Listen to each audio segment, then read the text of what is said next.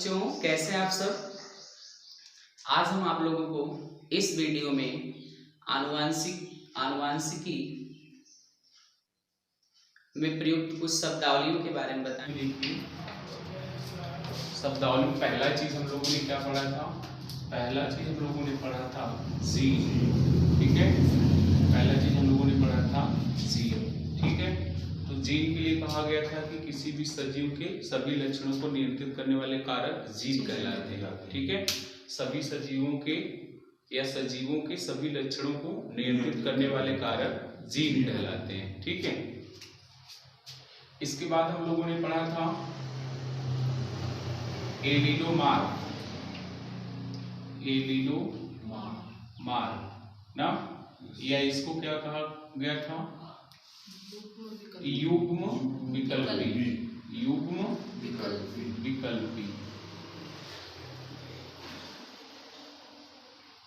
तो युग्म विकल्पी क्या होता है? विपरीत लक्षणों वाले जीन को युग्म विकल्पी कहा जाता है, या जीन का वह जोड़ा जिसमें दोनों जीन क्या हो? विपरीत लक्षण वाले हो। ठीक है, तो यहाँ पे ये वाला इस टाइप का जो हम लोग पढ़ रहे थे, या कैपिटल टी स्मॉल टी या कैपिटल डब्ल्यू स्मॉल डब्ल्यू, ये सारे के सारे क्या थे? युग्म विकल्पी, या इनको क्या कहा जाता है? एलिडोमार। ठीक है ना। इसके बाद हम लोगों ने क्या पढ़ा था? इसके बाद हम लोगों ने पढ़ा था होमोजाइगस। ठीक है, होमोजाइगस एंड हेट्रोजाइगस। ठीक है ना, होमोजाइगस एंड हेट्रोजाइगस। तो अब देखिए, होमोजाइगस जीन भी होते हैं और हेट्रोजाइगस भी जीन होते हैं। ठीक है, तो होमोजाइगस जीन के लिए मैंने आप लोगों को बताया था कि होमोजाइगस में क्या होता है, यहाँ पे किसी भी लक्षण को नियंत्रित करने वाले जो जीन होते हैं वो एक ही प्रकार के होते हैं। ठीक है, जैसे ये वाले जो जीन होंगे, ये या ये वाले, ठीक है, या ये वाले, ये सारे के सारे जीन होमोजाइगस जीन कहलाएंगे। ठीक, और इनकी जो स्थिति होगी वो कैसी स्थिति होगी? Homozygous condition. इनकी जो कंडीशन है, कहा जाता है कि जीन की क्या कंडीशन है, तो इस वाले जीन को हम कहेंगे इस जीन की कंडीशन होमोजाइगस है। ठीक है, इस जीन की कंडीशन होमोजाइगस है, इस जीन की कंडीशन होमोजाइगस है। ठीक है, और हेट्रोजाइगस जीन कैसे होते हैं?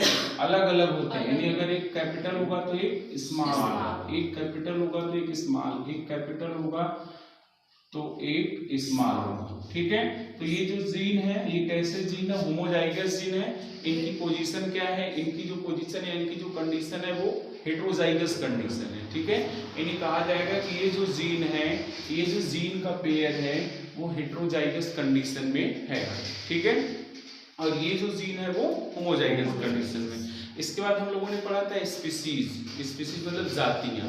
ठीक है ना, शुद्ध जाति, संकर जाति। ठीक है, तो शुद्ध जाति क्या मैंने बताया था? शुद्ध जाति मैंने बताया था कि ऐसा जीव, ठीक है, ऐसा जीव जिसमें जीन या जिसका जो जीन है वो समयुग्मनजीय अवस्था में है।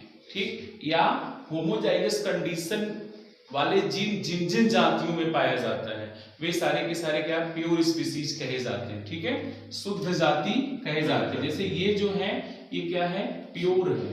ठीक है, ये क्या है?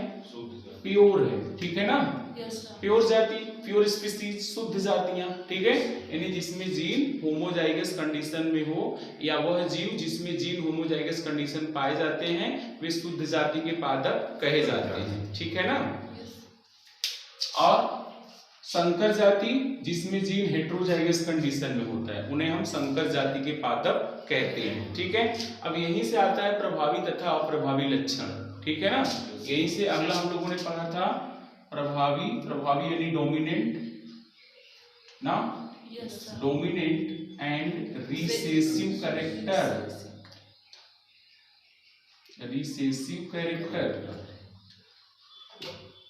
डोमिनेंट एंड रिसेसिव कैरेक्टर, प्रभावी तथा अप्रभावी लक्षण। तो प्रभावी लक्षण भी होते हैं, प्रभावी जीन भी होते हैं। ठीक है, जो प्रभावी जीन होते हैं उनका लक्षण प्रभावी लक्षण कहलाता है। तो सबसे पहले हम देखेंगे प्रभावी जीन कौन से होते हैं। ठीक है, तो प्रभावी जीन का मतलब होता है ऐसा जीन, क्योंकि जीन हमेशा पेयर में होते हैं। ठीक, किसी एक जीन का अगर हम पेयर लें तो देखिए या तो हम ऐसा पेयर हमको मिलेगा, या तो हमको ऐसा पेयर मिलेगा, या तो हमको ऐसा पेयर मिलेगा। यही 3 पेयर मिलेंगे हमको किसी भी जीन के, ठीक है ना।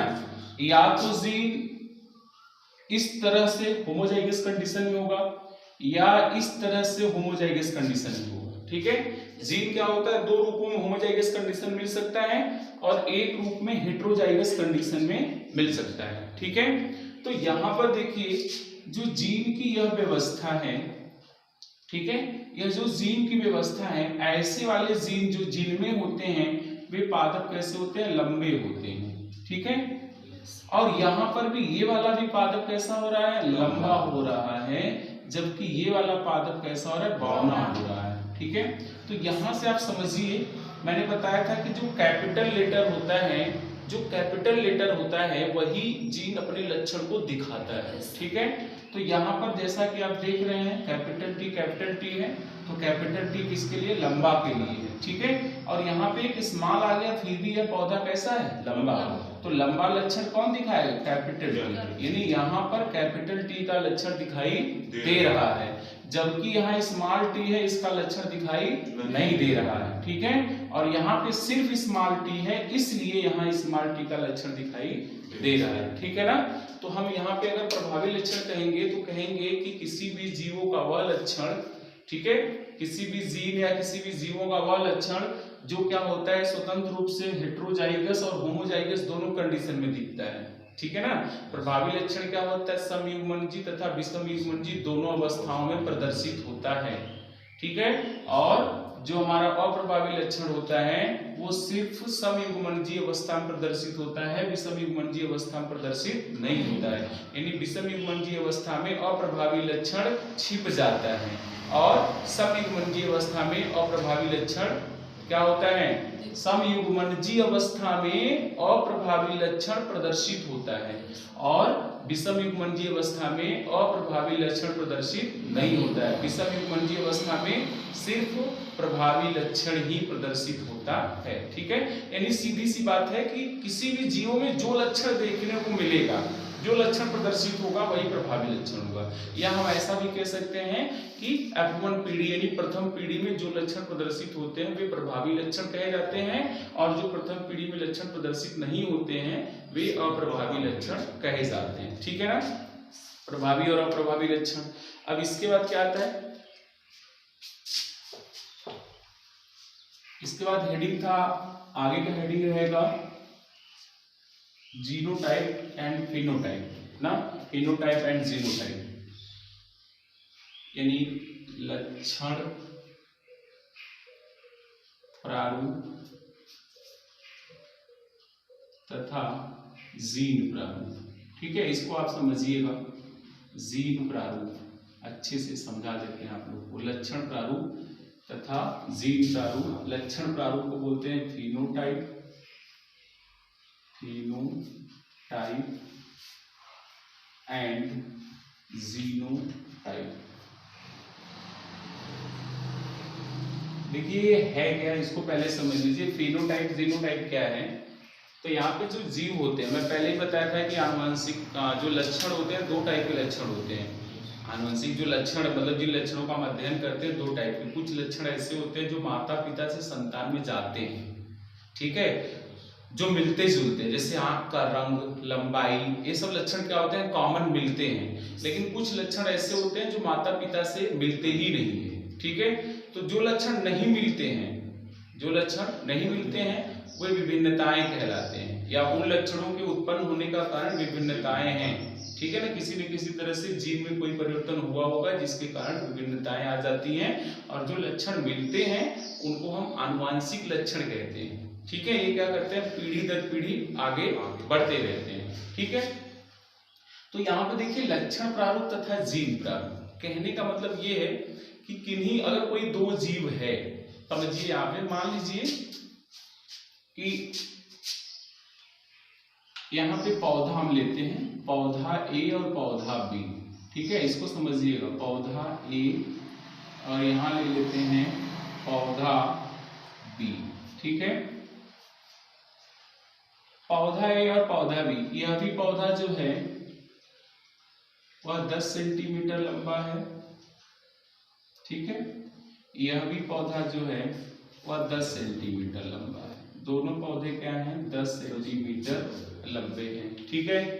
ये पौधा जो है वो हरा है, यानी इसमें जो आप ये मान लीजिए कि इसकी जो ये पौधा आप मटर का मान लीजिए, ठीक है। तो इसके जो बीज हैं, ठीक, बीज जो है वो गोल हैं, ठीक है। इसका भी जो बीज है वो क्या है? गोल है। बीज इसका भी क्या है? गोल है, ठीक है। इसके जो बीज का रंग है वो पीला है और इसके भी बीज का रंग जो है वो पीला है, ठीक है ना, समझ रहे ना। इसकी जो फली है, फल वो फूली हुई है, फूली हुई, या हम यहाँ पे ले लेते हैं फली का रंग, ठीक है। फली जो है वो हरी है, हरा, और यहाँ भी जो फली है वो भी क्या है? हरा, ठीक है। हमने क्या किया? दो पौधा लिया, एक पौधा ए एक पौधा बी, दोनों मटर के ही पौधे हैं।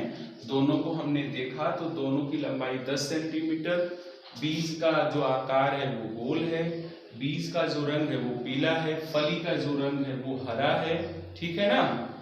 और यहाँ पे जो पुष्प का रंग था सब में बैगनी पुष्प थे, ठीक है। सभी में क्या थे? बैगनी पुष्प थे, दोनों में बैगनी पुष्प थे, ठीक है। तो आप देख रहे हैं एक समान है, देखने से लग रहा है कि सभी एक समान है, ठीक है ना। लेकिन जब हम इसके अंदर गए तो अब हम यहाँ पे चेक कर रहे थे, चेक करेंगे कि ये पौधा कैसे बना, ये पौधा कैसे बना है, या इस पौधे में जीन की क्या व्यवस्था है और इस पौधे में जीन की क्या व्यवस्था है, ठीक है। तो हल अलग अलग लक्षण के लिए जीन अलग अलग होंगे। कहने का मतलब है कि यहाँ पे लंबाई का लक्षण है तो लंबाई के लिए कैपिटल टी स्मॉल टी होगा। तो हमने जब स्टडी किया तो हमने पाया यहाँ पे लंबाई के लिए जो जीन था वो ये था, लेकिन यहाँ पे जो था वो इस टाइप का था, ठीक है। तो आप इस टाइप में भी जानेंगे कि प्रभावी लक्षण ही दिखाई देगा, इसलिए पौधा क्या है? लंबा है। यहाँ पर हमने देखा तो यहाँ पर गोल के लिए राउंड आर था और यहाँ पर हमने देखा तो ये इस टाइप का था, ठीक है। यहाँ पर पीला के लिए ये वाई था और हमने यहाँ पे देखा तो ये कैपिटल वाई और स्मॉल वाई था, ठीक है। यहाँ पर हमने देखा, इसको छोड़ देते हैं, कोई दिक्कत नहीं, क्योंकि कलर दो बार नहीं लेंगे, एक बार रंग ले लिए ना, फूल को भी छोड़ देते हैं, ठीक है। तो अब यहाँ पे देखिए, अगर हम जीन को ना देखें तो हम ये कहेंगे कि दोनों एक ही प्रकार के पौधे हैं, ठीक। तो हम जो ये कह रहे हैं, जीन को नहीं देख रहे हैं, फिर भी हम कह रहे हैं दोनों एक ही प्रकार के पौधे हैं, ठीक है। यानी दोनों पौधे की हम तुलना कर रहे हैं कि दोनों पौधे किस टाइप से समान हैं, किस तरह से समान हैं। तो पौधे दो तरह से समान हो सकते हैं, एक तो जीन के अनुसार समान हो सकते हैं, जीन की तरह, जीन को देखकर हम कहेंगे कि ये समान है। जीन बराबर रहेगा तो कह देंगे ये समान। देखो जीन बराबर है तब तो एकदम श्योर एंड सर्टेन है कि एक ही समान होगा, क्योंकि मैं बताया था कि जीन ही अनुवांशिकी की इकाई है और जीन की व्यवस्था अगर समान है तब तो एकदम सेम होंगे, वही जीव होगा। व्यवस्था जरा सी गड़बड़ाई की गड़बड़ हो जाएगा, ठीक है। तो यहाँ पे देखिए, अगर हम इन दो सबकी तुलना करें तो देखो इसका जीन तो समान नहीं है, लेकिन ऐसे हम देखेंगे तो कहेंगे समान है। तो अब हम बिना जीन को देखे अगर किसी जंतुओं में अंतर स्पष्ट करें, उनमें समानता दिखा दें, हम बिना जीन को देखे समानता प्रदर्शित हो रही है, तो वो कहलाएगा फिनोटाइप, लक्षण प्रारूप। सिर्फ लक्षणों को देखकर, ये सारे क्या हैं? लक्षण। ये लंबाई है, ये बीज का आकार है और ये बीज का रंग है, ये सब क्या है? 7 लक्षण, 7 विपर्यासी लक्षण है ना। तो सिर्फ लक्षणों के आधार पर अगर हम समानता प्रदर्शित करेंगे तो वो लक्षण प्रारूप होगा, ठीक। यानी कहा जाएगा कि ये दोनों जो है वो लक्षण प्रारूप एक समान है, लक्षण प्रारूप एक समान है। तो इनमें लक्षण प्रारूप अनुपात कितना है? 1:1 का है, जितना ये है उतना ये है, ठीक। लेकिन ये जीन प्रारूप एक समान नहीं है। देखो जीन प्रारूप एक समान नहीं है, ये जीन प्रारूप अलग है, अलग नहीं है। इसका जीन ये है, इसका जीन ये है। तो अब देखो जीन प्रारूप, देखो जब सब एक ही है, कहने का मतलब जब सब एक ही है तो उसमें कोई अनुपात ही नहीं है, पहली बात। लक्षण प्रारूप सभी एक समान है तो कोई अनुपात नहीं। जब सब बराबर तो क्या अनुपात है, लेकिन जीन प्रारूप अनुपात है, एक अलग है और एक अलग है। तो जीन प्रारूप अनुपात यहाँ से एक संबंध एक हम निकाल लेंगे और लक्षण प्रारूप अनुपात कोई नहीं। ठीक है, जब सब बराबर हो गया तो कोई नहीं। तो लक्षण प्रारूप मतलब अगर हम लक्षणों को देखकर समानता बताएं तो लक्षण प्रारूप, और अगर जीन को देखकर बताएं तो जीन प्रारूप। ठीक है, तो लक्षण प्रारूप और जीन प्रारूप यही होता है। ठीक है, लक्षण प्रारूप। अब ये जीन प्रारूप लक्षण प्रारूप, यहाँ पे लक्षण प्रारूप फिनोटाइप एंड जीनोटाइप। तो फिनोटाइप जीनोटाइप रेशियो पूछा जाता है, रेशियो। मेंडल जब प्रयोग करेंगे, मेंडल ने जब प्रयोग किया था तो जो पौधे वगैरह मिले थे तो उसमें जीनोटाइप फिनोटाइप रेशियो पूछा जाता है कि जीनोटाइप रेशियो क्या है, फिनोटाइप रेशियो क्या है, कितने पौधे लंबे थे, कितने शुद्ध लंबे थे, कितने शुद्ध बौने थे, कितने संकर लंबे थे। ऐसा संकर बौना नहीं हो सकता। देखो मैंने बताया ना, या तो ये होगा, या तो ये होगा और या तो ये होगा, बाकी कुछ नहीं हो सकता, बाकी कुछ हो ही नहीं सकता। ठीक है ना, तो जब बाकी कुछ नहीं हो सकता तो ये देखिए प्योर स्पीसीज है, शुद्ध जाति है, तो ये शुद्ध लंबा है, ये भी शुद्ध जाति है लेकिन बौना है। ये शुद्ध जाति नहीं है लेकिन लंबा है। तो क्या हो सकता है, या तो शुद्ध लंबा हो सकता है या तो बौना। अब इसको शुद्ध बौना कहने की जरूरत ही नहीं, क्योंकि बौना तो हमेशा शुद्ध ही होगा ना, क्योंकि बौनापन क्या है, अप्रभावी लक्षण है, और अप्रभावी लक्षण कभी भी इस कंडीशन में नहीं दिखता, इसी कंडीशन में दिखेगा तो ये हमेशा बौना जो होगा वो शुद्ध ही होगा। लेकिन लंबा जो है वो संकर लंबा भी हो सकता है और शुद्ध लंबा भी हो सकता है। ठीक है, तो मेंडल के प्रयोगों में हमको क्या किया जाता है, जीनोटाइप और फिनोटाइप रेशियो पूछा जाता है कि कौन से वाले पौधे जीनोटाइपली क्या है, फिनोटाइप क्या है। जीनोटाइप भी कुछ ज्यादा पौधे आते हैं। ठीक है, आगे चलिए। इसको ये था हमारा जीन प्रारूप तथा लक्षण प्रारूप। इसको लिखने के लिए मैं बता दे रहा हूँ, लिख देंगे आप लोग।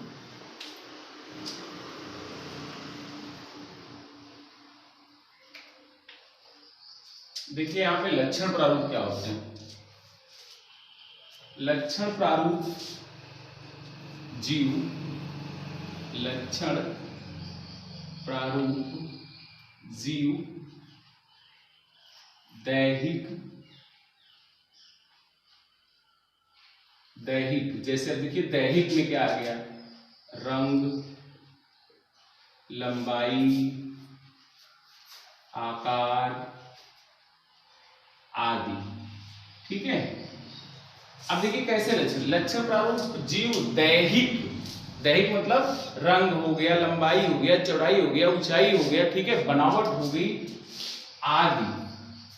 दैहिक लक्षणों में, दैहिक लक्षणों में समानता प्रदर्शित करते हैं, समानता प्रदर्शित करते हैं। ठीक है, सिंपल सा है।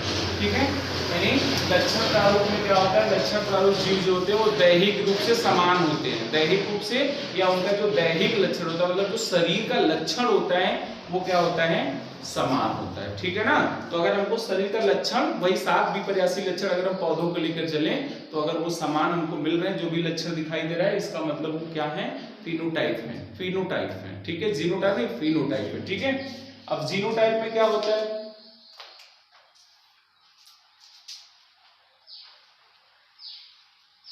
अब देखिए जीन प्रारूप जीव, जीन प्रारूप जीव संगठन, संगठन में समानता प्रदर्शित करते हैं, समानता प्रदर्शित करते हैं। ठीक है, ये संगठन में, संगठन मतलब इनके अंदर की बनावट क्या है, ये बने कैसे हैं, ये किस तरह से बने, इनकी जीन की क्या व्यवस्था है, या हम यहाँ पे कह सकते हैं इनमें जीन की व्यवस्था एक समान होती है, एक समान होती है। ठीक है ना, एक समान होती है। ठीक है, तो जीन प्रारूप में जीन प्रारूप जीव क्या करते हैं, संगठन में समानता प्रदर्शित करते हैं। अब संगठन मतलब कैसे बने हैं, तो बनावट तो भैया इकाई क्या है, जीन है, तो जीन की जो संरचना है उसी अनुसार क्या होता है, हम जीनोटाइप और फिनोटाइप बता देते हैं। ठीक है। नेक्स्ट है संकर एवं संकरण, बहुत ही इंपॉर्टेंट चीज है शब्दावली में, संकर एवं संकरण, संकर एवं संकरण। ठीक, संकर को हाइब्रिड बोलते हैं, हाइब्रिड एंड हाइब्रिडाइजेशन या क्रॉस भी बोलते हैं।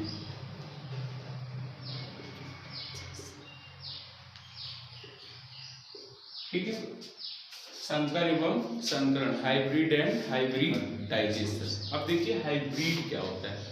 मैंने बताया था ना कि जब विपरीत लक्षण वाले, ठीक है, जब विपरीत लक्षण वाले पादपों को आपस में या उनके मध्य निषेचन कराया जाता है, ठीक है ना, विपरीत लक्षण वाले पादपों के मध्य निषेचन की क्रिया संकरण कहलाती है। ठीक, तो यहां पर लिखते हैं, देखिएगा, विपरीत लक्षणों वाले पादपों के मध्य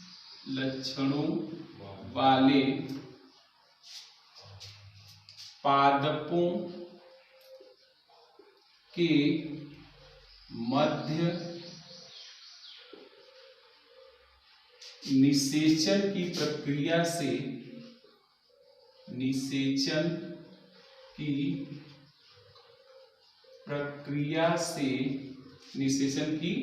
प्रक्रिया से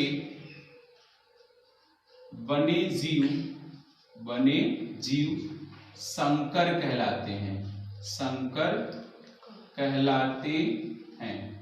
ठीक है,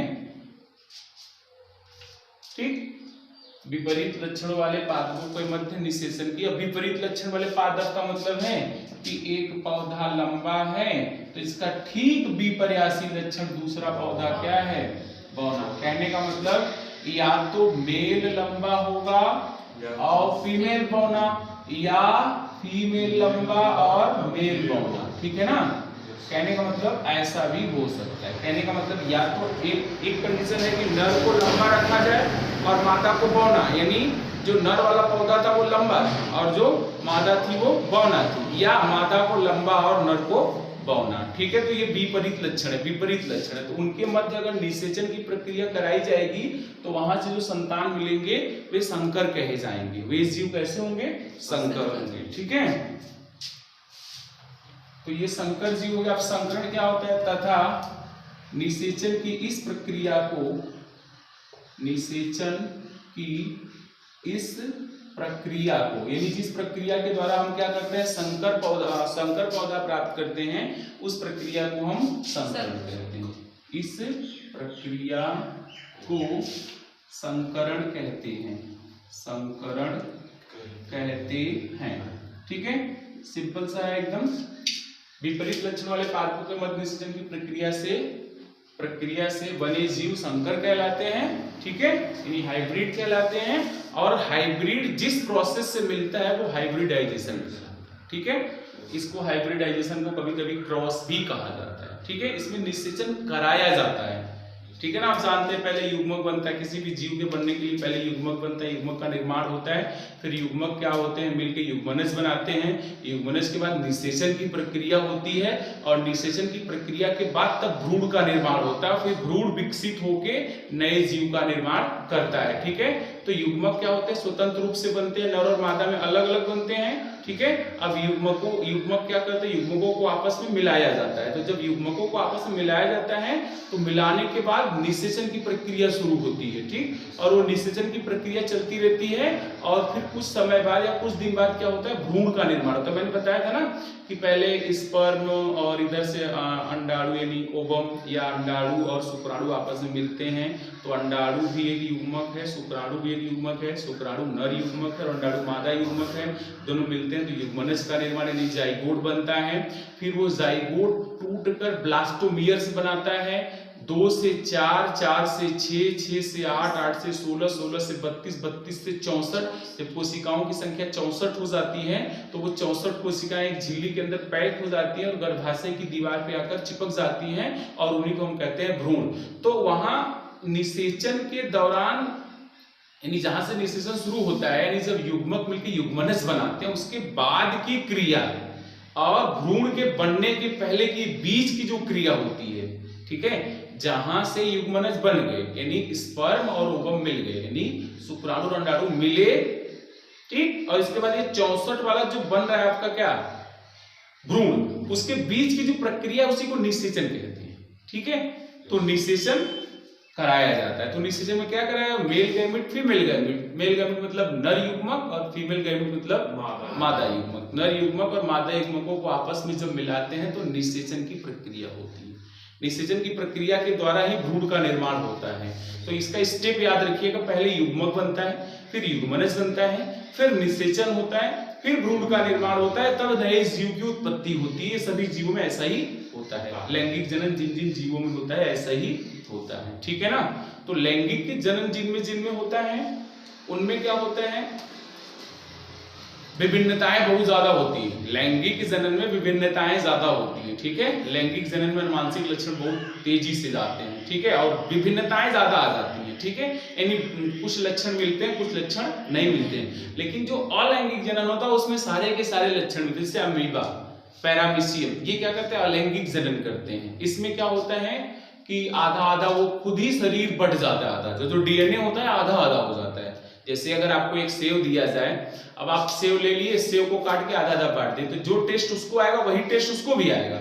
लेकिन अब आपको सेव दिया जाए, अब सेव जो है उसी में अनार भी है, सब काट के मिला के बांट दिए तो गड़बड़ हो जाएगा, टेस्ट बदल जाएगा, सेव का टेस्ट नहीं आएगा। जैसे मानिए कि आपको क्या किया जाए, एक सेव दे दिया जाए, ठीक है, कहा जाए सेव 2 लोग बांट के खा जाओ, क्योंकि जो गुणसूत्र होते हैं अर्धसूत्री विभाजन में ये आधे आधे बढ़ जाते हैं, आधा मेल का आधा फीमेल का, वो मिलके चला जाता है बच्चे में, ठीक। तो मान लो, समझो यहाँ पे मान लो कि यहाँ पे एक सेव इसके पास है, एक सेव इसके पास है, ठीक है, यहाँ पे इसको भी एक सेव चाहिए, इसको भी एक सेव चाहिए, ठीक। तो यहां से आधा सेव कट कर लिए, यहां से आधा सेव कट कर लिए, ठीक। अब ये दोनों जाके यहां मिलके पूरा सेव बन जाएगा, ठीक है, पूरा का पूरा सेव बन जाएगा ना। तो अब पूरा सेव बन गया। अगर सेव एक ही प्रकार का हो, समझो, ठीक, अगर सेव एक ही प्रकार का है, ठीक है ना, तब तो ये भी सेव वैसा ही होगा जैसा ये दोनों है। लेकिन आप जानते हैं कि नर युग्मक और मादा युग्मक में अंतर होता है। इसमें अंतिम पेयर जो अगर नर लेके चलेंगे तो नर में अंतिम पेयर जो होता है वो XY होता है और मादा में अंतिम पेयर XX होता है, ठीक। यानी अब ये संतरा हो गया और ये क्या हो गया, सेब हो गया, ठीक। तो जो यहाँ पे आएगा ना तो सेब होगा ना तो संतरा होगा। सेब का भी कुछ लक्षण होगा, कुछ संतरे का भी लक्षण होगा और कुछ अन्य भी होगा कि नहीं होगा। तो ये है लैंगिक जनन। लैंगिक जनन ऐसे ही होता है। तो लैंगिक जनन इस तरह से होता है, इसलिए विभिन्नताएं आ जाती हैं। लेकिन अलैंगिक जनन ऐसे नहीं होता है। अलैंगिक जनन सीधा एक सेव कटा, पटाख से हो गया आधा इधर आधा इधर, तो दोनों का टेस्ट सेम होगा, इसमें कोई विभिन्नताएं नहीं मिलेंगी। तो जो विभिन्नताएं होती हैं या जो जैव विकास होता है, नए नए जीवों की उत्पत्ति हो रही है, वो लैंगिक जनन के कारण ही हो रहा है। अलैंगिक जनन के कारण जीवों विकास नहीं हुआ है। इसीलिए जैव विकास के लिए लैंगिक जनन को ही आधार माना जाता है। इसीलिए हम लोग क्या करते हैं, लैंगिक जनन पढ़ रहे हैं और मेंडल ने आनुवांशिक गुणों की लक्षण अध्ययन करने के लैंगिक जनन का प्रयोग भी किया था। ऐसे पौधे लिए थे जो लैंगिक जनन कर रहे थे, मटर, उद्यान मटर, ठीक है ना। ये हमारे संकर एवं संकरण। नेक्स्ट है एक संकर संकरण, ठीक है, ये बहुत इंपॉर्टेंट है। एक संकर संकरण, एक संकर संकरण, ये बहुत इंपॉर्टेंट है।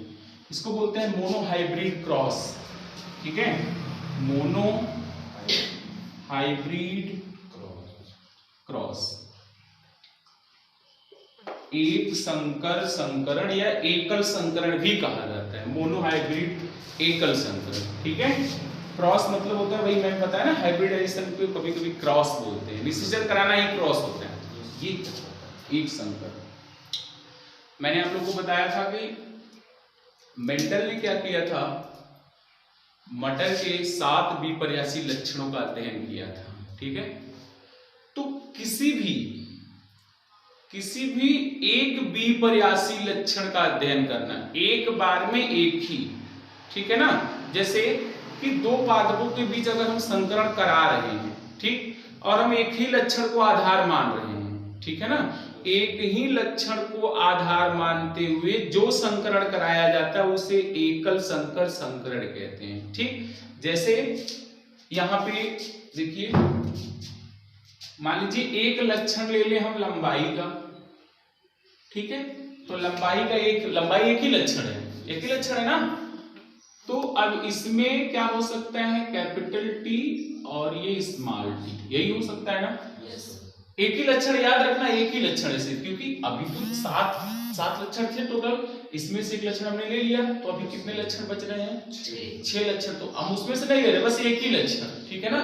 तो किसी जीव के एक लक्षण को आधार मानकर, ठीक है, या वह संकरण जिसमें किसी जीव का केवल एक लक्षण लिया जाता है, ठीक है ना, एक ही लक्षण पे जो प्रयोग किया जाता है वो एकल संकरण होता है। तो यहाँ पे देखिए अब क्या किया जाए, इन दोनों के बीच क्रॉस करा दिया जाए। तो क्रॉस कराने, मैंने बोला ना, इनके मध्य निषेचन कराया जाएगा, अपने से नहीं होगा।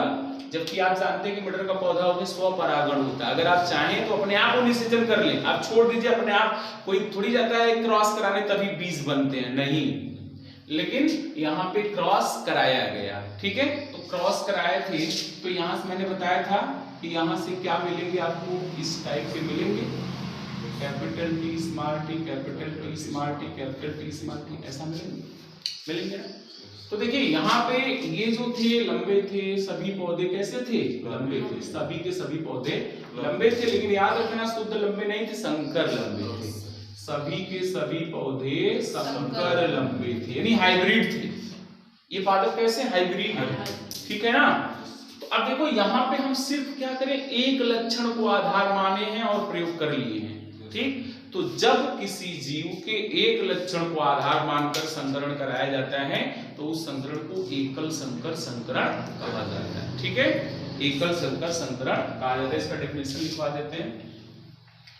याद रखना मोनोहाइब्रिड क्रॉस क्या होता है और डाई। अब डाई हाइब्रिड में क्या होगा, इसके बाद आएगा डाई हाइब्रिड। तो डाई हाइब्रिड में दो लक्षण एक साथ लिए जाएंगे, दो लक्षण एक साथ। अब दो लक्षण एक साथ कैसे ले सकते हैं, एक तो यहाँ पे ले लिया गया लंबाई का लक्षण ना, एक लंबाई लिया तो लंबाई में या तो लंबा होगा या तो क्या होगा, बौना होगा, यही तो हो सकता है। और एक ले लिया गया बीज का आकार, बीज का रंग ले लेते हैं, बीज का आकार या बीज का रंग, बीज का आकार ले लेते हैं, ठीक है। तो जब बीज का आकार लेंगे तो बीज का आकार या तो गोल होगा और या तो झुर्रीदार होगा, यही होगा ना। तो मैंने बोला था कि जो बौना और झुर्रीदार है वो कैसे लक्षण है, अप्रभावी लक्षण, और जो लंबा और गोल है वो प्रभावी लक्षण है। तो देखो लंबा के लिए जीव क्या लेंगे, टी टी, बौना के लिए लेंगे स्मॉल टी, गोल के लिए कैपिटल आर, स्मॉल के लिए क्या लेंगे, इसके लिए लेंगे झुर्रीदार के लिए स्मॉल आर। तो एक बीज ऐसा है, देखो एक ही बीज लिए हैं, एक बीज लिए हैं जो लंबा है और गोल है, ठीक। दो लक्षण एक साथ, लंबा गोल एक साथ, और एक ऐसा है जो बौना और झुर्रीदार, तो दो लक्षण एक साथ। तो इसके लिए हम यहाँ पे कैपिटल टी ये और इसके लिए स्मॉल टी। तो ये देखो दो लक्षण एक साथ लेके चल रहे हैं। तो जब दो लक्षण एक साथ लेके चलेंगे तो वो द्विसंकर संकरण होगा, डाई हाइब्रिड क्रॉस होगा, ठीक है।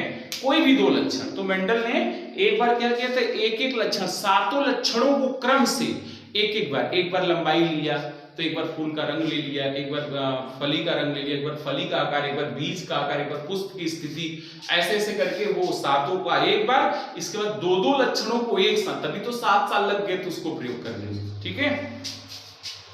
तो एकल संकर और द्विसंकर, बस इतना ही होता है, बहुसंकर नहीं होता है, दो ही उसने किया था, ठीक है। तो एकल संकर में हम कह सकते हैं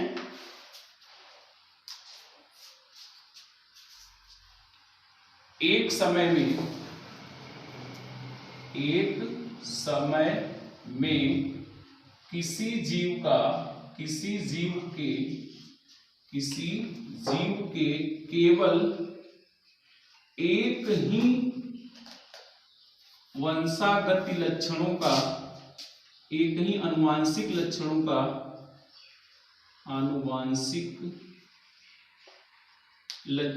अध्ययन लक्षणों का अध्ययन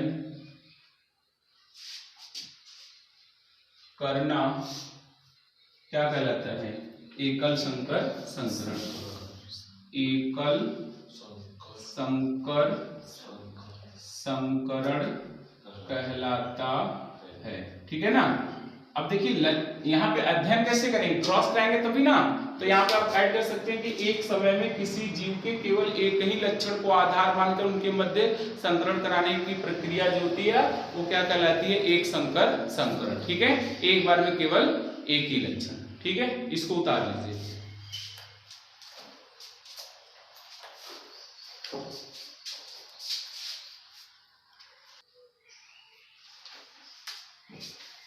आगे देखिए, द्विसंकर संकरण।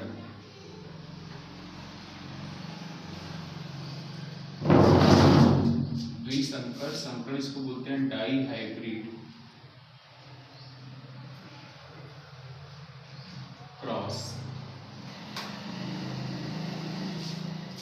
तो द्विसंकर संकरण में क्या होता है? किसी भी जीव के दो तुलनात्मक लक्षणों को आधार मानकर उनके मध्य संकरण कराया जाता है, ठीक है ना। तो यहां पे लिखेंगे जब जीव के दो तुलनात्मक लक्षणों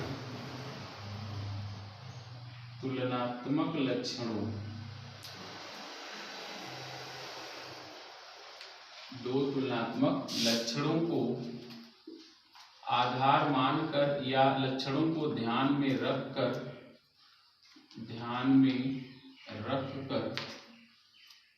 उनके मध्य संकरण कराया जाता है।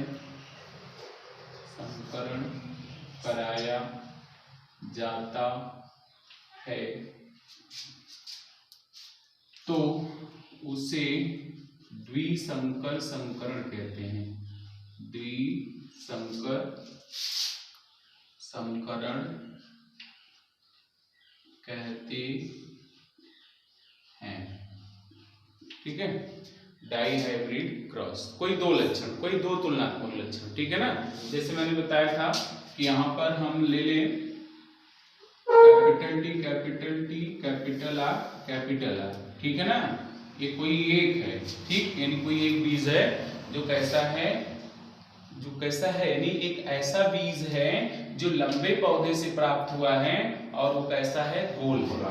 और एक ऐसा बीज है जो बौने पौधे से प्राप्त हुआ है और वो कैसा है? झुर्रीदार है, ठीक है ना। तो अब देखिए इन दोनों लक्षणों को अगर एक साथ हम मान के इनका अध्ययन करें या इनके बीच अगर हम ऐसे क्रॉस करा दें तो फिर यहाँ पे क्या हो जाएगा? इसको हम बोलेंगे द्विसंकर संकरण, ठीक है ना। अगला देखिए क्या है? संकर पूर्वज संकरण, बहुत ही इंपॉर्टेंट ये भी है। संकर पूर्वज संकरण, संकर पूर्वज संकरण, संकर पूर्वज संकरण, इसको इंग्लिश में बोलते हैं बैक हाइब्रिडाइजेशन। बैक हाइब्रिडाइजेशन, संकर पूर्वज संकरण, बैक हाइब्रिडाइजेशन। अब इसमें देखिए क्या होता है, नाम से देखिए संकर पूर्वज संकरण मतलब, जैसे मान लीजिए, इसको समझिए पहले। मान लीजिए कि यहाँ पे एक लंबा पौधा था, ठीक है, लंबा, और वो क्या था? हम लिख देते हैं नर, ठीक है ना। और यहाँ पे बौना, वो क्या थी? मादा, ठीक है। तो भैया नर और मादा, लंबा और बौना, अगर हम इनके मध्य निषेचन करा रहे हैं तो ये क्या कहे जाएंगे? जनक कहे जाएंगे ना। ये जनक कहे जाएंगे, पिता कहे जाएंगे, ठीक। तो इनको हम लिख देते हैं कि ये क्या है? जनक, ठीक है, इनको हम जनक कहेंगे। ये सब क्या है, जनक। इन दोनों जनकों के मध्य अगर क्रॉस करा दिया जाए, निषेचन की प्रक्रिया कराई जाए, ठीक है, तो आप जानते हैं कि पहली पीढ़ी मैंने बताया था ना कि एक लंबा और एक पौधे के बीच में जब क्रॉस कराया गया तो सभी लंबे पौधे आए थे, ठीक है। तो अब मान लीजिए कि यहाँ से जब हमने क्रॉस कराया तो हम थोड़ा सा बता देते हैं यहाँ पे इसको, और यहाँ पे स्मॉल टी होगा, युग्मक का निर्माण होगा तो आधा आधा हो जाएंगे, इधर युग्मक का निर्माण होगा तो स्मॉल टी और स्मॉल टी हो जाएंगे, ठीक है ना। तो इन सब से 4 कॉम्बिनेशन बनेगा और आएगा कैपिटल टी स्मॉल टी, फिर capital T small T, capital T small T और कैपिटल टी स्मॉल टी, ठीक है। यहाँ पे ये जो है ये क्या है, संतान है, ये क्या है, संतान है ना। कैसी संतान है भैया, प्रथम पीढ़ी है इनकी, प्रथम संतानी पीढ़ी ना, प्रथम संतानी पीढ़ी, जिसको हम क्या बोलते हैं, F1 पीढ़ी ना, F1 पीढ़ी, यानी ये प्रथम पीढ़ी की क्या है, संतान है, ठीक है। ये तो हम क्या किए, जनक में ही क्रॉस करा दिए, जनक आपस में ही क्रॉस कर लिए, ठीक, तो हमको संतान मिला। लेकिन अब हम यहाँ पे बैक हाइब्रिडाइजेशन, बैक हाइब्रिडाइजेशन, तो बैक हाइब्रिडाइजेशन में क्या होता है, F1 पीढ़ी का कोई एक F1 पीढ़ी का संकरण जब हम उसके जनक से करा देते हैं, मतलब देखो ये F1 पीढ़ी के है ना, अब हम ऐसा करा दें कैपिटल टी स्मॉल टी, तो F1 पीढ़ी के हुए, इनका क्रॉस हम इससे करवा दें तो ये देखो क्या है, F1 पीढ़ी है, F1 की क्या है, संतान है, लेकिन ये क्या है, जनक है, इसी का जनक है कि नहीं है। ऐसा भी हम करा सकते हैं, कैपिटल टी स्मॉल टी इसके साथ करा दें तो ये भी तो जनक हुआ, ये भी तो जनक ही हुआ, ये जनक है और ये क्या है, संतान है। किस पीढ़ी की संतान है, प्रथम पीढ़ी की, या F1 जनरेशन, F1 पीढ़ी की संतान। तो भैया ऐसा संकरण जो F1 पीढ़ी की संतान और उसके पूर्वजों के मध्य होती है, किसी से भी हो जाए, चाहे इससे हो जाए चाहे इससे हो जाए, तो इस संकरण को हम क्या कहते हैं, बैक हाइब्रिडाइजेशन, ठीक है। यही होता है बैक हाइब्रिडाइजेशन, जब हमको प्रथम पीढ़ी की संतान का संकरण उसके जनक से करा दिया जाए, तो ये या तो ऐसा हो सकता है या तो ऐसा हो सकता है, ठीक है। तो इसी को क्या कहेंगे, बैक हाइब्रिडाइजेशन, ठीक है। तो यहाँ पे लिख देते हैं इसका डेफिनेशन, क्या लिखेंगे इसको, F1 पीढ़ी में प्राप्त संतान, F1 पीढ़ी में प्राप्त संतान या प्राप्त संतानों का,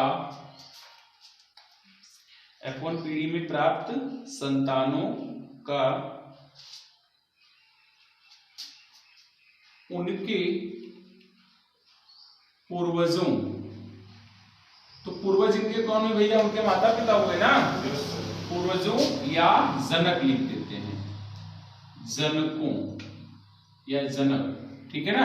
F1 पीढ़ी में प्राप्त संतानों का उनके जनक से, या यहाँ पे इसको बदल देते हैं, F1 पीढ़ी में प्राप्त संतानों और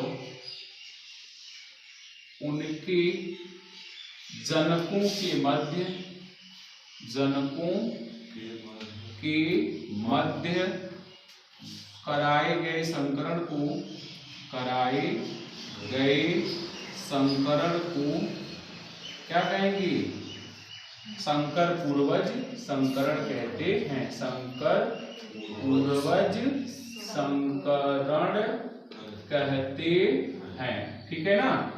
अब जैसे हम देखिए यहाँ पे F1 पीढ़ी, यानी कि यहाँ पे हम ले लेते हैं, एक बार ऐसा ले लेते हैं और इसका संकलन हम किससे करा देंगे, इससे, ठीक। तो क्या मिलेगा, ये पहले यहाँ पे युग्मक बनेंगे, बनेंगे ना, तो यहाँ पे एक टी इधर आएगा और एक टी इधर आएगा, और यहाँ पे देखिए एक तरफ बड़ा वाला आ जाएगा और एक तरफ छोटा वाला आ जाएगा ना। अब देखिए कैसे होगा, अब ये हमारे ये हमारे युग्मक हो गए। अब ये क्या होंगे, एक बार ये देखिए इसके साथ जाएगा तो कैपिटल टी बन जाएगा, बनेगा कि नहीं बनेगा? और एक बार ये इसके साथ भी चला जाएगा ना, तो कैपिटल टी स्मॉल टी बन जाएगा ना। और ये एक बार किसके साथ चला जाएगा, इसके साथ चला जाएगा तो कैपिटल टी स्मॉल टी बन जाएगा।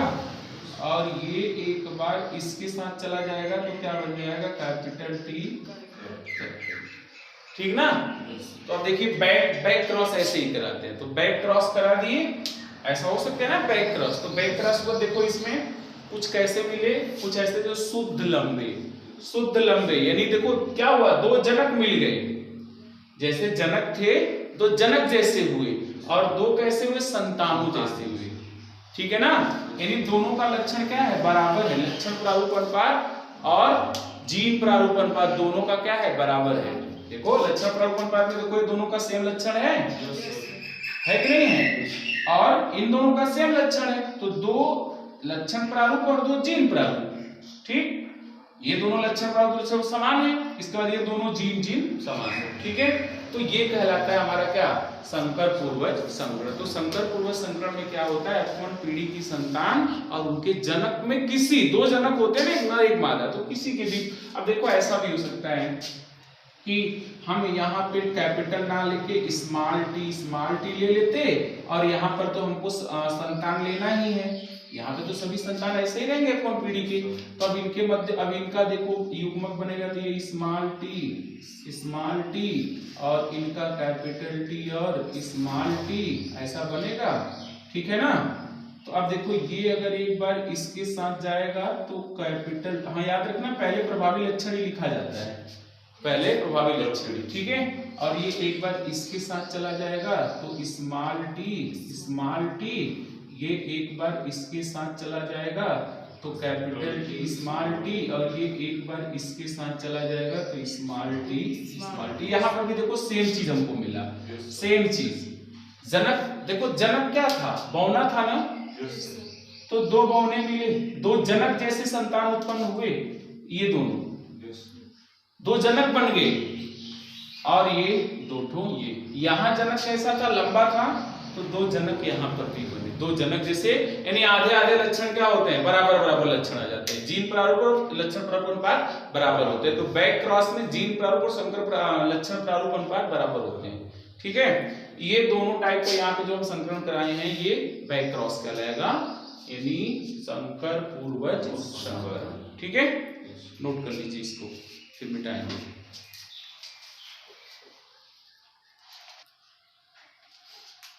चलिए आगे देखिए, परीक्षण संकरण, ठीक है। इसके पहले क्या था, संकर पूर्वज संकरण। तो संकर पूर्वज संकरण में क्या किया जा रहा था, संकर पूर्वज संकरण में संतानों का, ठीक है, F1 पीढ़ी के संतानों और उसके पूर्वज या उसके जनक के बीच संकरण कराया जा रहा है, ठीक है। यहाँ पे क्या लिखा हुआ है, परीक्षण संकरण, यानी टेस्ट क्रॉस। इसमें क्या किया जाएगा, इसमें भी सेम चीज होगा, इसमें भी क्या होगा कि जनक के साथ ही संकरण कराया जाएगा, संतान और जनक के बीच में ही संकरण होगा, लेकिन एक कंडीशन है इसमें हमेशा अप्रभावी लक्षण वाले विषम युग्मनजी, अप्रभावी लक्षण वाले समयुग्मनजी, सॉरी विषम युग्मनजी नहीं, अप्रभावी लक्षण वाले समयुग्मनजी जनक के साथ सिर्फ कराया जाता है, ठीक है ना। जैसे देखो यहां पे हम लिखते हैं, जब F1 पीढ़ी के विषम युग्मनजी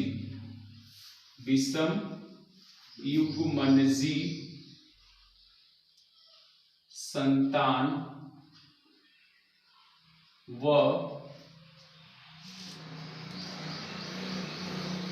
उनके व उसके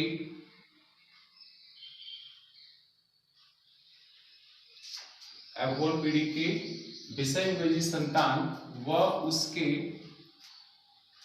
जनक उसके समयुग्मनजी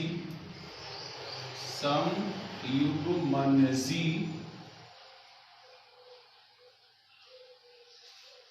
तथा अप्रभावी लक्षण वाले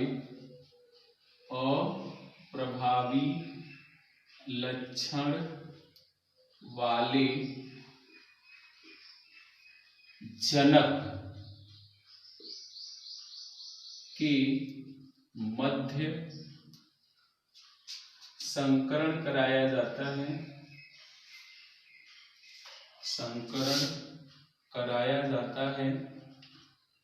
कराया जाता है तो उसे परीक्षण संकरण कहते हैं, उसे परीक्षण संकरण कहते हैं। ठीक है, यहां पे समझिए क्या लिखा हुआ है। F1 पीढ़ी के विषम युग्मनजी संतान, तो आप जानते हैं F1 पीढ़ी में जितनी भी संतानें होती हैं सब विषम युग्मनजी होती है। ठीक है, वह उनके सम युग्मनजी तथा अप्रभावी लक्षण वाले जनक के मध्य। तो देखिए जैसे में हम यहाँ पे समझ लेते हैं इसको, यहाँ पे देखिए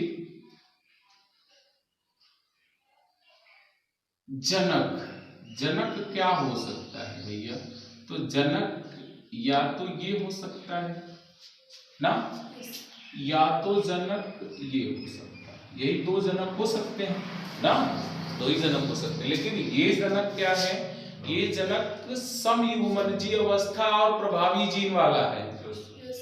ठीक है, और ये जनक समयुग्मनजी अवस्था और प्रभावी वाला है। ठीक है, तो यहाँ देखिए अब इनसे क्या निकल के आएगा भैया, इनके बीच जब क्रॉस कराएंगे तो इनके बीच हम जानते हैं यहाँ से F1 पीढ़ी हमको मिलेगी ना, F1 पीढ़ी F1 पीढ़ी मिलेगी। तो F1 पीढ़ी की जो संतान आएंगी वे संतानें कैसी होंगी, capital T small T, capital T small T, capital T small T, capital T small T, इस टाइप की होंगी सभी संतानें ना, सभी संतान इसी टाइप के होंगे।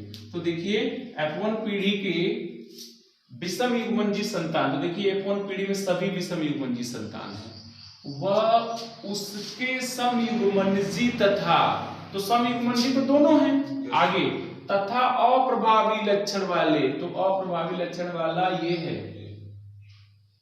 जनक के मध्य संकरण कराया जाता है। मतलब सीधा सीधा है कि जब स्मॉल टी और कैपिटल टी स्मॉल टी के मध्य संकरण कराया जाता है तो उसी को कहते हैं परीक्षण संकरण।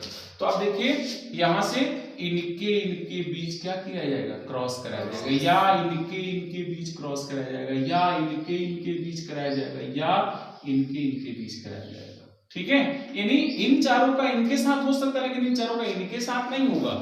लेकिन हम संकर पूर्वज में क्या कर रहे थे, चाहे इसके साथ करा लीजिए चाहे इसके साथ करा लीजिए। ठीक है ना, यानी जैसे ही इनके बीच कराएंगे संकर पूर्वज हो जाएगा, लेकिन सिर्फ इसके साथ कराएंगे तो टेस्ट हो जाएगा। ठीक, तो कैसा होगा करके देखते हैं। यहाँ पे ले लेते हैं हम जनक, यही है जनक, कैसा जनक है, समयुग्मनजी है तथा अप्रभावी। और यहाँ ले लेते हैं संतान F1 पीढ़ी की, कैसा है, विषम युग्मनजी है। ठीक है ना, विषम युग्मनजी प्रभावी लक्षण वाला है। ठीक है, तो यहाँ पे टी और ठीक क्रॉस करा देंगे, पहले यहाँ युग्मक बनाएंगे, तो युग्मक यहाँ कैपिटल स्मॉल टी और स्मॉल टी, और यहाँ पे कैपिटल टी और स्मॉल टी। ठीक, ये अब युग्मक बन गया तो मिलेंगे तो युग्मनज बनाएंगे, तो ये इसके साथ एक बार हो लेगा तो कैपिटल टी स्मॉल टी ना, और यही एक बार इसके साथ भी हो लेगा तो क्या बनाएगा, स्मॉल टी, ये एक बार इसके साथ हो लेगा तो कैपिटल टी स्मॉल टी, ये एक बार इसके साथ हो लेगा तो स्मॉल टी और स्मॉल टी। ठीक है ना, तो ये जो हम कर रहे हैं ये पूरा संकरण जो है, यही पूरा का पूरा संकरण कहलाएगा टेस्ट क्रॉस। ठीक है ना, टेस्ट क्रॉस यानी परीक्षण संकरण। ठीक है, टेस्ट क्रॉस यानी परीक्षण संकरण। ठीक है, नोट कर लीजिए इसको, टेस्ट क्रॉस परीक्षण सर्कुलर।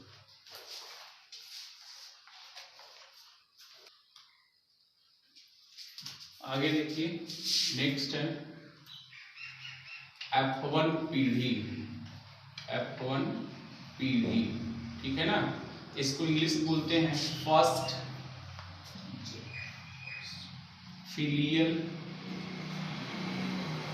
जेनरेशन।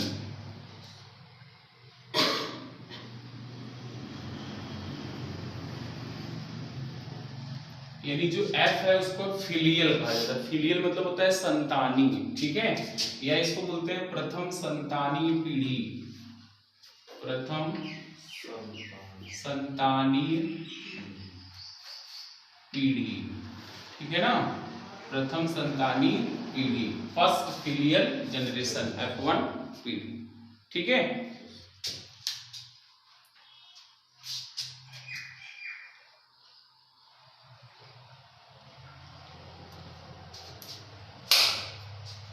देखिए इसमें क्या होता है, F1 पीढ़ी मिलती कैसे, जब पैतृक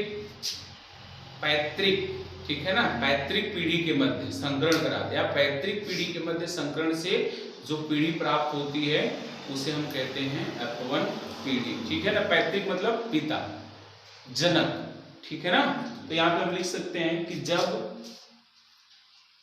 पैतृक पीढ़ी के बीच, या यहाँ पे हम लिख दें पैतृक पीढ़ी, पैतृक पीढ़ी, तो याद रखिएगा पैतृक पीढ़ी को सिर्फ F से दिखाते हैं, ठीक है ना। पैतृक पीढ़ी F के मध्य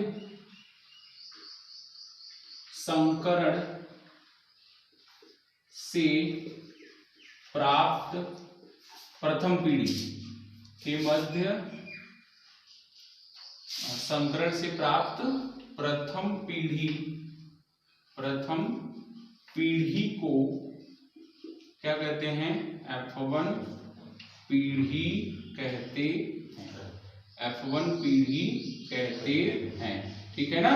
जैसे में देखिए यहाँ पे हम लिखेंगे, अब यहाँ पे कैपिटल टी क्रॉस करा देंगे स्मॉल टी से, तो ये क्या है, ये F है, ये भी क्या है, F है, तो हम इसको नर मान लेते हैं और इसको मादा मान लेते हैं, ठीक। तो ये दोनों पैतृक पीढ़ी है, पैतृक पीढ़ी के बीच क्या कराया जा रहा है, क्रॉस कराया जा रहा है, ठीक है। तो जब पैतृक पीढ़ी के बीच क्रॉस कराया जाएगा तो यहाँ पे एक तरफ ये, दूसरी तरफ ये, यहाँ ये और ये, यहाँ से क्या मिलता है हमको, capital T small T, capital T small T, capital T small T, capital T small T. तो ये है क्या भैया, इसको सीधा बोलेंगे F1 पीढ़ी, F1 पीढ़ी, ये है F1 पीढ़ी, ठीक है ना। तो याद रखिए, जब पैतृक पीढ़ी के मध्य संकरण से जो प्रथम पीढ़ी प्राप्त होती है उसे हम F1 पीढ़ी कहते हैं, ठीक है। इसके बाद नंबर आता है F2 पीढ़ी, F2 पीढ़ी, दो पीढ़ियों का उसमें अध्ययन किया था, F2 पीढ़ी, यानी इसको बोलेंगे सेकेंड फिलियल जेनरेशन, GENERATI, ठीक है। द्वितीय संतानीय पीढ़ी, द्वितीय संतानीय पीढ़ी, ठीक है। तो अब इसमें देखिए द्वितीय संतानीय पीढ़ी कहां से आती है, द्वितीय संतानीय पीढ़ी कहां से आती है, तो द्वितीय संतानीय पीढ़ी का मतलब ये होता है कि भैया जब F1 पीढ़ी के मध्य संकरण से, ठीक है ना, F1 पीढ़ी के संतानों के मध्य संकरण से, F1 पीढ़ी के संतानों के मध्य संकरण से प्राप्त पीढ़ी को द्वितीय पीढ़ी कहते हैं, ठीक है ना। तो यहां पर लिख सकते हैं, लिखेंगे F1 पीढ़ी के संतानों के मध्य संकरण से प्राप्त पीढ़ी को क्या कहेंगे, F2 पीढ़ी कहते हैं, F2 पीढ़ी कहते हैं। तो अब F2 पीढ़ी कहां से आएगा, देखो F1 पीढ़ी की यही संतानें हैं, यानी यहां से जैसे में हम सीधा लिख देंगे कि भैया जब हम इस तरह से क्रॉस कराएं तो जो हमको मिलेगा वो क्या होगा, द्वितीय संतानीय पीढ़ी या F2 पीढ़ी। ठीक है, ये हो गया। यही इतनी शब्दावली मेंडल ने यूज किया था। ठीक है, इतनी शब्दावली कुल मिलाकर शब्दावली हो गए आपके 15 शब्दावली उसने यूज किया, 14 शब्दावली। ठीक है, अब इन 14 शब्दावली का यूज हम लोग करेंगे आगे दो भी। अब इसके बाद आएगा मेंडल का प्रयोग। मेंडल का प्रयोग, मेंडल दो टाइप के प्रयोग किए थे, एक एकल संकर संकरण था, एक द्विसंकर संकरण था। ठीक, तो सबसे पहले हम लोग पढ़ेंगे मेंडल का एकल संकर संकरण प्रयोग। ठीक है, तो एकल संकर संकरण प्रयोग में उसने 2 पीढ़ी तक अध्ययन किया था। पहले F1 पीढ़ी प्राप्त की थी, ठीक है ना, इसके बाद F1 पीढ़ी के मध्य संकरण कराया तो F2। याद रखिएगा, मेंडल ने पहली पीढ़ी जो प्राप्त की थी उसमें क्रॉस कराया था और दूसरी पीढ़ी क्रॉस नहीं कराया था, अपने आप स्वपरागण के द्वारा हुआ था। ठीक है, तो कभी कभी पूछा जाता है कि F2 पीढ़ी में क्या क्रॉस कराया गया था, नहीं, F2 पीढ़ी में क्रॉस कराया नहीं गया था, F2 पीढ़ी में स्वपरागण हुआ था, यानी मटर के पौधों के बीच F2 पीढ़ी में स्वपरागण हुआ था। दोनों में, एक संकर संकरण द्विसंकर संकरण, दोनों में सिर्फ पहली पीढ़ी प्राप्त करने के लिए, यानी जब पैतृक के बीच क्रॉस कराया गया था और संतानों के बीच क्रॉस नहीं कराया गया था, वो अपने आप क्रॉस हुए थे। ठीक है, तो अब इसको नोट कर लीजिए।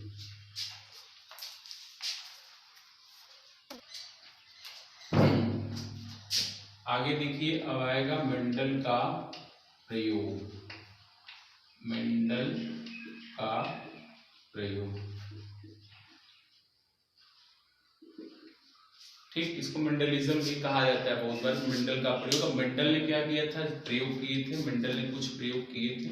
मेंडल ने एकल संकर संकरण कराया था, द्विसंकर संकरण कराया था। एकल संकर संकरण में उसने 2 पीढ़ी प्राप्त की थी, F1 और F2, और द्विसंकर संकरण में उसने 2 पीढ़ियां प्राप्त की थी, F1 और F2। ठीक है, तो एकल संकर संकरण और द्विसंकर संकरण से उसने कुछ नियम दिए थे, प्रयोग से जो निष्कर्ष निकले थे उसी का आधार पर उसने नियम दिया था। ठीक है, तो एकल संकर संकरण प्रयोग से उसने 2 नियम दिए थे। ठीक है, एकल संकर संकरण प्रयोग से उसने 2 नियम दिए थे, मोनो हाइब्रिड क्रॉस से उसने 2 नियम दिए थे, जिसमें पहला नियम है पृथक्करण का नियम, पृथक्करण का नियम, और दूसरा नियम था प्रभाविता का नियम, वही जो प्रभावी लक्षण बताया था, प्रभाविता का नियम और पृथक्करण का नियम, ये पहले प्रयोग से उसने दिया था। और दूसरे प्रयोग से उसने दिया था स्वतंत्र अपव्यूहन का नियम। यही 3 नियम मेंडल ने दिए थे। इन्हीं 3 नियमों को बार बार पूछा जाता है। ठीक है, कि स्वतंत्र अपव्यूहन का नियम किसने दिया, प्रभाविता का नियम किसने दिया, या पृथक्करण का नियम किसने दिया, पृथक्करण का नियम क्या होता है, स्वतंत्र अपव्यूहन का नियम क्या होता है, प्रभाविता का नियम क्या होता है। ठीक है, तो अब सबसे पहले हम लोग क्या पढ़ेंगे, मेंडल का प्रयोग, यानी मेंडल ने जो प्रयोग किए थे, किस तरह से प्रयोग किए थे, क्या निष्कर्ष निकले थे, उसको सबसे पहले पढ़ेंगे। इसके बाद हम लोग पढ़ेंगे मेंडल का नियम। ठीक है, तो ये इसके बाद का मेंडल का प्रयोग और मेंडल का नियम हम लोग अगले लेक्चर में पढ़ेंगे।